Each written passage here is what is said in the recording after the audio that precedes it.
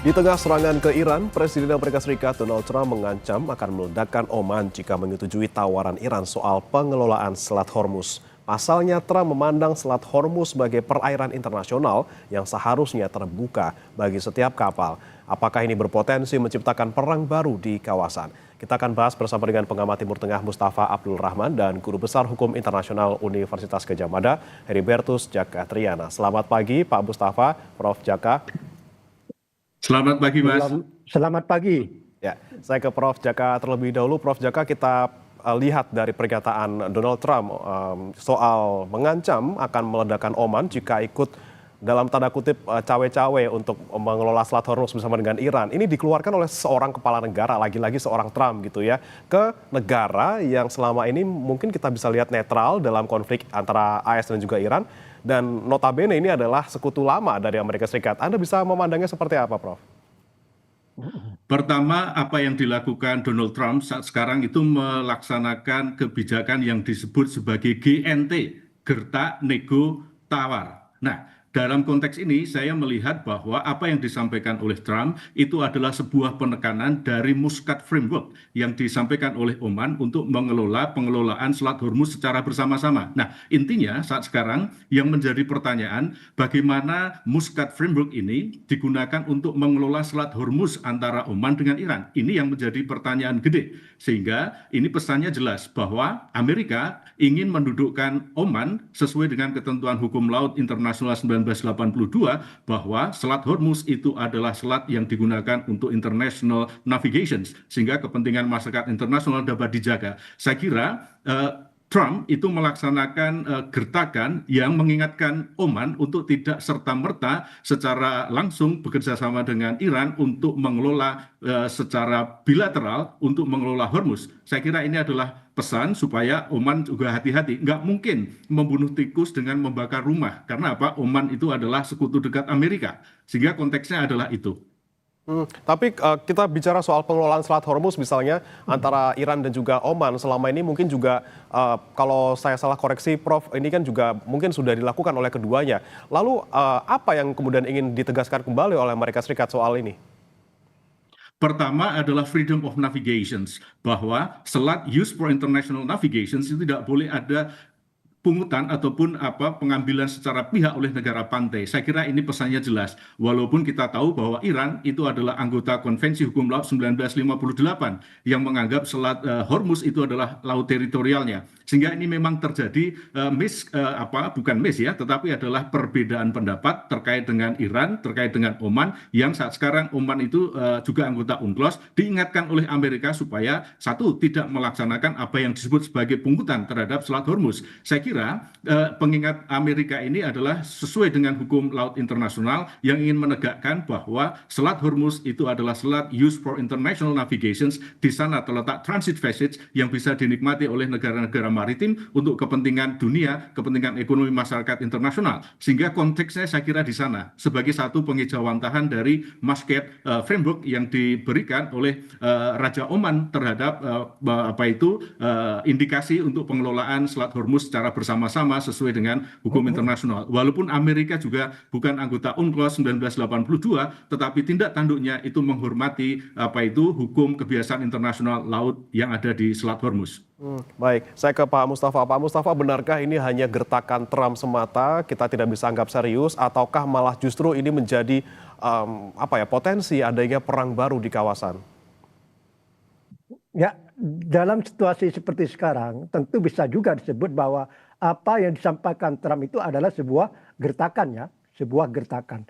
Tapi saya setuju dengan apa yang disampaikan Profesor tadi, bahwa kalau berbicara tentang Selat Hormuz itu adalah masalah freedom of negotiation dan ada hukum internasional yang sudah disebutkan tadi ya.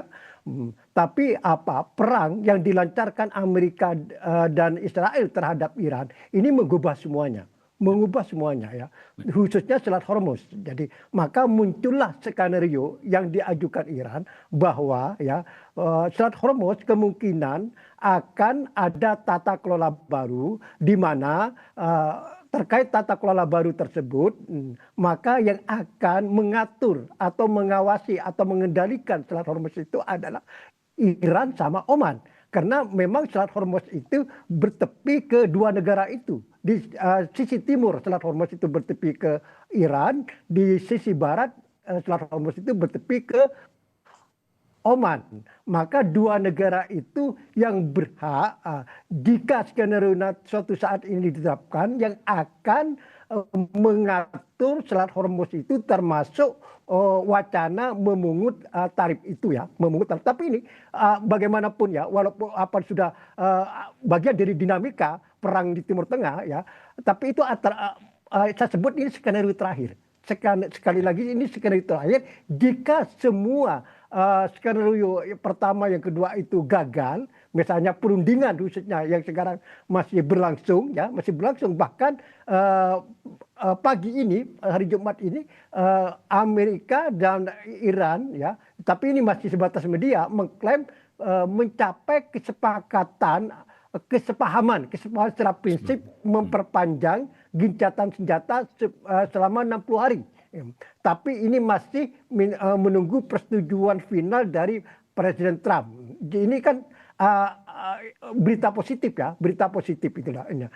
Tapi misalnya ini masih banyak kendala perundingan yang akan datang ya, maka tata kelola mandiri antara Iran dan Oman atas Selat Hormuz ini terus muncul ya, terus muncul kemudian. Kan itu kan konteksnya ketika Presiden Trump pada hari Rabu lalu di Gedung Putih mendapat pertanyaan dari seorang wartawan ya, bagaimana seandainya Iran dan Oman itu menerapkan pungutan di Selat Hormuz.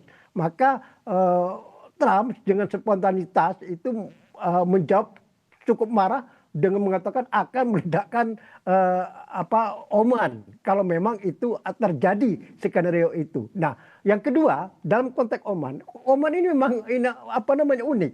Oman ini adalah punya tradisi sangat independen baik di Timur Tengah maupun di dunia Arab ya. Di dunia Arab dan di kawasan Teluk ya. Misalnya Oman ya sudah dikenal punya tradisi menolak hegemoni Arab Saudi di GCC, Dewan Kerjasama Arab Teluk ya. Saudi sebagai negara terbesar di kawasan Arab Teluk ini punya ya biasalah ingin mendominasi, ingin menguasai, ingin mengontrol keputusan. Tapi Oman sebagai negara kecil dan secara ekonomi paling miskin di antara 6 negara Arab Teluk, dia selalu menolak, selalu bersikap independen itu di kawasan Arab Teluk. Kemudian di tingkat dunia Arab ketika Israel dan Mesir mendatangi kesepakatan damai di Camp David pada 1979, semua negara Arab itu memutus hubungan diplomatik dengan Mesir kecuali Oman. Oman ini tetap menjaga hubungan diplomatik dengan Mesir. Jadi begitu kuatnya sikap independen Oman. Dan dalam konteks perang perang antara Iran di satu pihak, AS dan Israel di pihak lain, Iran ini lagi-lagi punya sikap independen. Kalau negara-negara Arab Teluk lain selalu berkomentar, selalu berteriak menolak pembatasan Selat Hormuz dan selalu menyerukan pembebasan lalu lintas di Selat Hormuz. Nah, Oman ini sikapnya agak samar-samar dan ketika Iran mengeluarkan atau mengangkat isu tata kelola baru di Selat Hormuz yang akan dibagi dua antara Iran sama Oman, ya Oman ini sekali lagi pasif dan cenderungnya ya setuju kelihatannya gitulah. Dan ini kan jelas kan negara Arab di negara Arab Teluk yang paling miskin lah di antara dibanding Uni Emirat, Qatar dan Arab Saudi. Ketika misalnya ini skenario terjadi, ini kan bagi Oman mungkin ini rezeki nomplok ini ya. Ini kan luar biasa penggunaannya, ini akan membantu perekonomian Oman. Makanya Oman ini cenderung pasif. Bahkan tadi sudah disebut oleh Profesor ada framework Muscat ya. Di situ kan sudah ada isyarat-isyarat atau menuju persetujuan antara Iran dan Oman. Maka terakhir ini media Amerika sering menuduh Oman ini adalah main mata dengan Iran gitu loh, Kak. Ini makanya puncaknya ketika Trump itu mendapat pertanyaan dari seorang wartawan pada hari Rabu di Gedung Putih, dia langsung menjawab bahwa akan meledakkan Oman jika Oman adalah memilih skenario berkolaborasi dengan Iran dalam mengelola Selat Hormuz ini. Oke, baik. Kemudian saya ke Prof. Jaka lagi. Prof. Jaka, kalau bicara soal Selat Hormuz secara hukum internasional gitu ya, bagaimana kemudian pengelolaan yang benar dalam tanda kutip, kita memang bisa bicara selama ini sebelum ada perang, ini adalah sebuah jalur yang dipakai bersama secara bebas seperti itu, namun kemudian petanya berubah karena ada serangan ke Iran dari Amerika Serikat dan juga Israel di tanggal 28 Februari. Nah, kemudian apakah yang dilakukan oleh Amerika Serikat ini semata-mata murni untuk mengembalikan fungsi ataupun keadaan Selat Hormuz seperti sebelum perang, ataukah memang malah justru ingin terlibat dalam pengelolaan bersama tersebut? Secara hukum internasional kita tahu dasar hukumnya adalah UNCLOS 1982 bahwa kontur laut yang ini digunakan sebagai atau dipersepsikan sebagai selat itu memiliki hak dan kewajiban hukum yang melekat padanya. Terkait juga dengan misalnya adalah laut teritorial, ZTE, landas kontinen, dan lain sebagainya.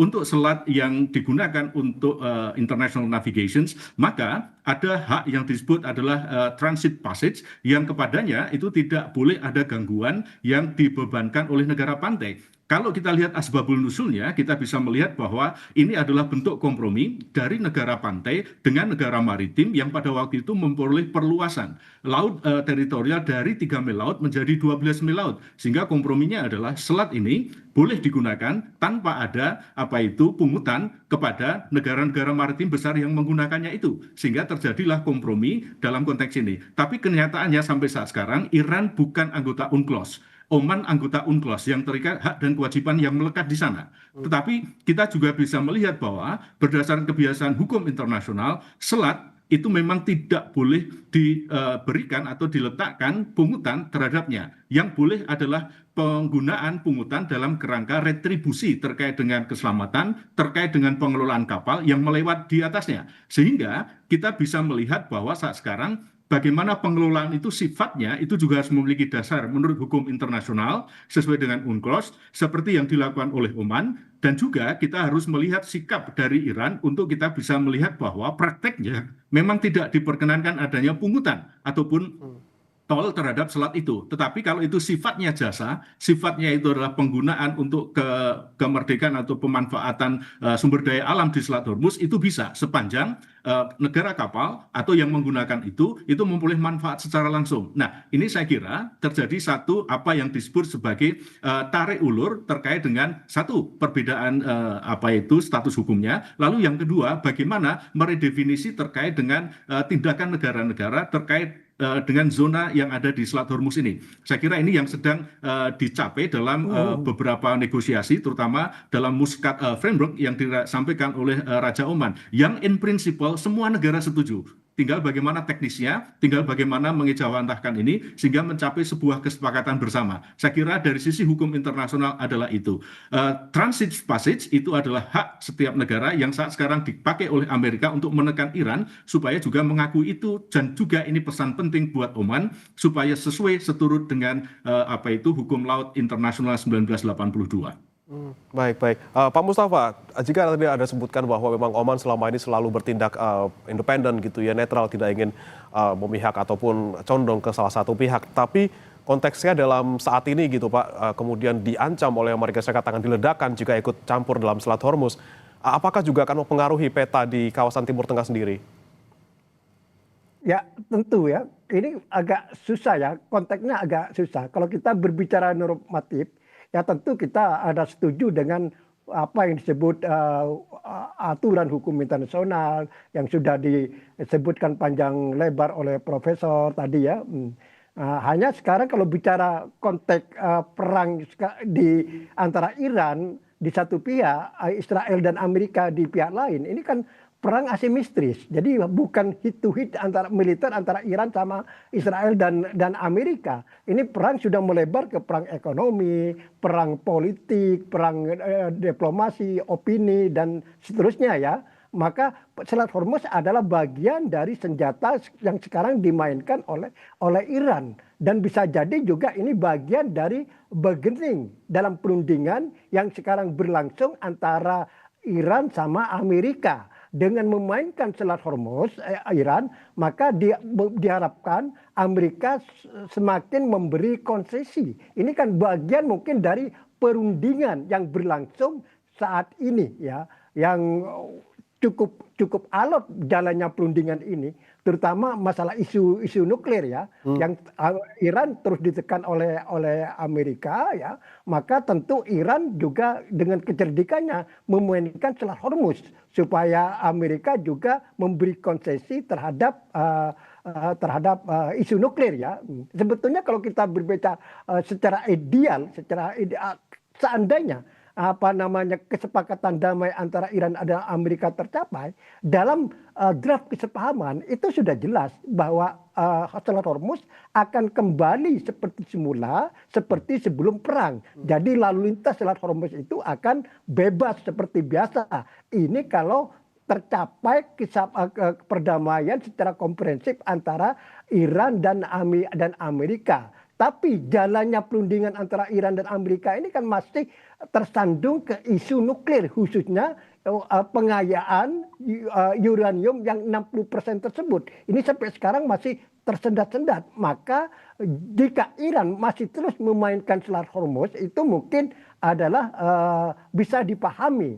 Dan ini kalau kita kembali apa yang terjadi saat ini, itu adalah akibat situasi baru atau fakta baru di kawasan Teluk Persia pasca Amerika dan Israel menyerang Iran. Jadi harus dipahami, ini bukan hanya masalah hukum, tapi fakta politik, ya, fakta politik baru, fakta ekonomi baru, ya.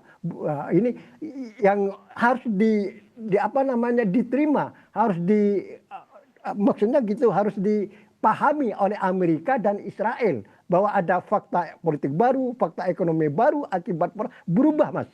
Jadi sebelum perang dan setelah perang ini berubah total, termasuk masa depan ekonomi dunia. Ini luar biasa perang ini dampaknya, ya.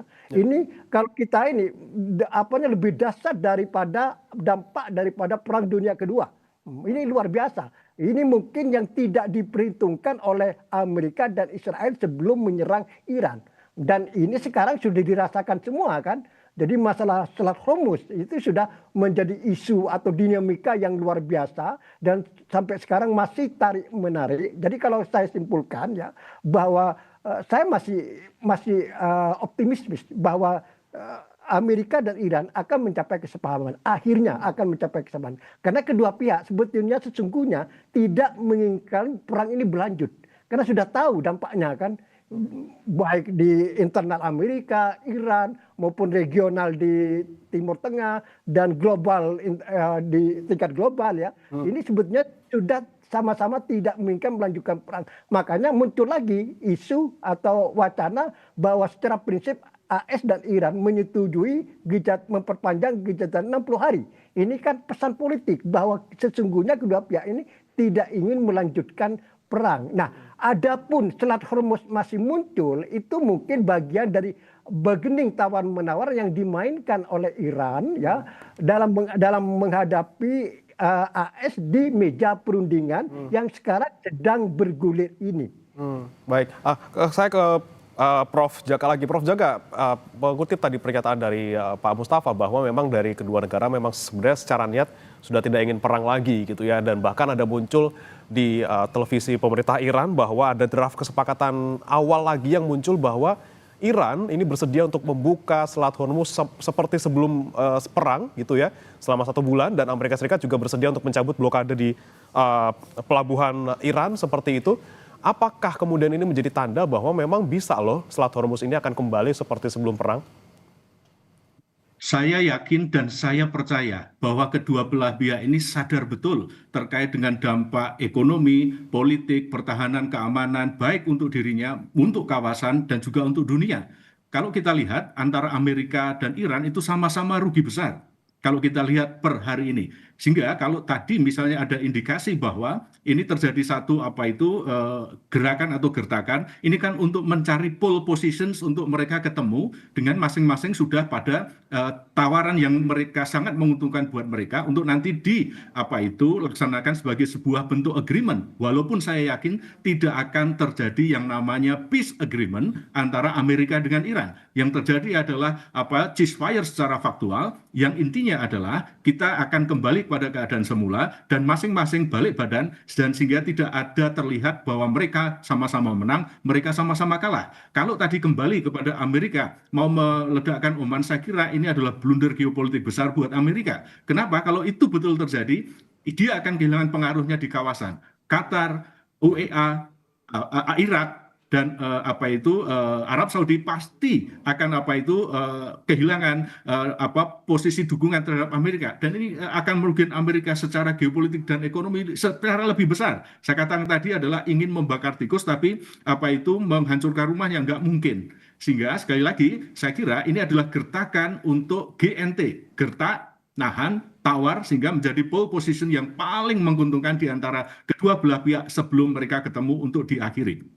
Baik, kembali saya ke Pak Mustafa. Pak Mustafa, jika kedua pihak sudah ingin berniat untuk mengakhiri perang gitu, karena sama-sama merugikan bagi masing-masing negara, kemudian gimana nih dengan Israel yang kemudian kadang-kadang suka datang untuk istilahnya gitu ya, memanas-manasi agar perang tetap berlangsung, karena ini kemudian jika perang berakhir tentu Israel akan rugi. Ya, berbicara Israel, Mas, ya. Ini ada fenomena baru sekarang itu. Sudah beda ketika menjelang perang bulan Februari lalu ya, di mana Israel pengaruhnya sangat sangat besar. Bahkan bisa disebut bahwa Israel dibalik Trump melancarkan serangan ke Iran ini.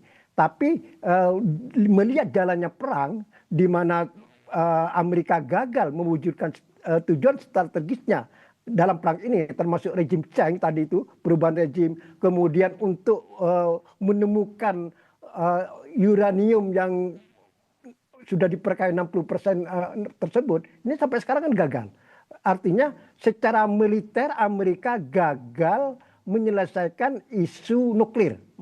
Maka ke depan, atau mungkin sudah disadari oleh pihak Amerika saat ini, dan ini juga menentukan ke depan bahwa isu nuklir ini memang harus diselesaikan di meja perundingan, bukan di medan peperangan. Sekali lagi harus diselesaikan di meja perundingan, dan sekarang yang sedang berjalan. Nah, melihat perkembangan ini, maka muncullah fenomena baru ya, bahwa kalau saya sebut di Amerika di sayap kanan itu ada Israel, di sayap kiri itu ada sekutu-sekutu Arabnya seperti Uni Emirat, Qatar, Arab Saudi, Kuwait, dan termasuk Oman ya. Kemudian Mesir, Turki ya. Dalam beberapa minggu terakhir ini pengaruh sayap kiri yaitu sekutu-sekutu Arab plus Turki ini cukup besar. Ini ditandai oleh gencatan senjata yang terus diperpanjang. Ini pengaruh daripada sekutu-sekutu AS yang ada di sayap kiri, kalau saya sebut ya, ini plus Pakistan ya.